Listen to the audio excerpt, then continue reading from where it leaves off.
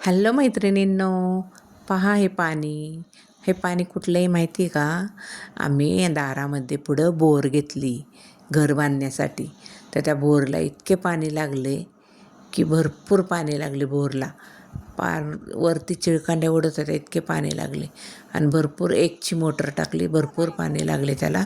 आणि आता लगेच परडीचा कार्यक्रम धरलेला आहे. म्हणजे इंगळ्यांची परडी, इंगळ्यांनी बोर घेतले आमच्या दारासमोर.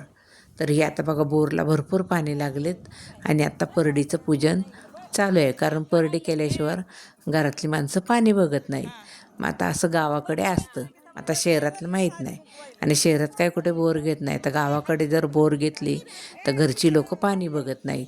मग आता ती परडी केली की परडी करायची, ते पाणी झाकायचं. पाणी झाकायचे म्हणजे मोटर चालू करायची, पाण्यावरती पांढरं कापड टाकायचं आणि मग ती पाणी झाकायचं. आणि मग नंतर ती परडी दिवा वगैरे लावून पाण्यामध्ये सोडायची. बघा अशा रीतीने परडी भरून झालेली आहे. आणि आता सवासणी जेवायला बसलेत. पुरणपोळीचा स्वयंपाक घरूनच करून आणलेला आहे आणि 7 सवासणी जेवायला बसवलेल्या आहेत. परडी म्हणजे हे असतात मावलाया. मावलाया म्हणजे सात्यासरा. ह्या कुठे पण विहिरीवरती, बोरवरती कुठे पण असतात, तर त्याला म्हणतात मावलाया.